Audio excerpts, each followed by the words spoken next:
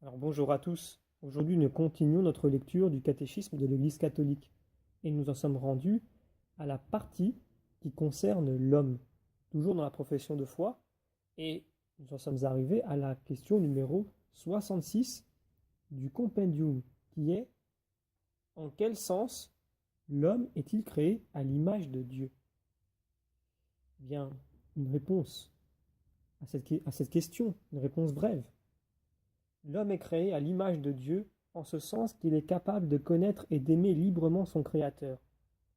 Sur la terre, il est la seule créature que Dieu a voulu pour elle-même et qu'il a appelée à participer à sa vie divine, par la connaissance et par l'amour. Parce qu'il est créé à l'image de Dieu, l'homme a la dignité d'une personne. Il n'est pas quelque chose, mais quelqu'un, capable de se connaître, de se donner librement et d'entrer en communion avec Dieu et avec autrui. Et donc, pour étayer nos propos, prenons les paragraphes 355 à 357 du catéchisme qui disent ceci. Dieu créa l'homme à son image, à l'image de Dieu il le créa, hommes et femmes il les créa. Donc c'est un passage tiré de Genèse 1, 27. L'homme tient une place unique dans la création. Il est à l'image de Dieu. Dans sa propre nature, il unit le monde spirituel et le monde matériel. Il est créé homme et femme. Et Dieu l'a établi dans son amitié. De toutes les créatures visibles, seul l'homme est capable de connaître et d'aimer son Créateur. Il est la seule créature sur terre que Dieu a voulu pour elle-même. Lui seul est appelé à partager, par la connaissance et l'amour, la vie de Dieu.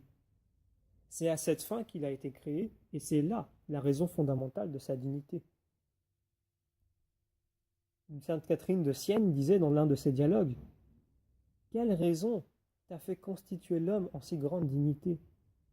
L'amour inestimable par lequel tu as regardé en toi-même ta créature, et tu t'es épris d'elle, car c'est par amour que tu l'as créée.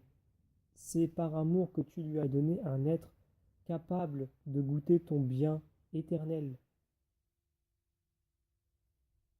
Parce qu'il est à l'image de Dieu, l'individu humain a la dignité de personne. Il n'est pas seulement quelque chose, mais quelqu'un. Il est capable de se connaître, de se posséder et de librement se donner, et entrer en communion avec d'autres personnes. Et il est appelé, par grâce, à une alliance avec son Créateur, à lui offrir une réponse de foi et d'amour que nul autre ne peut donner à sa place.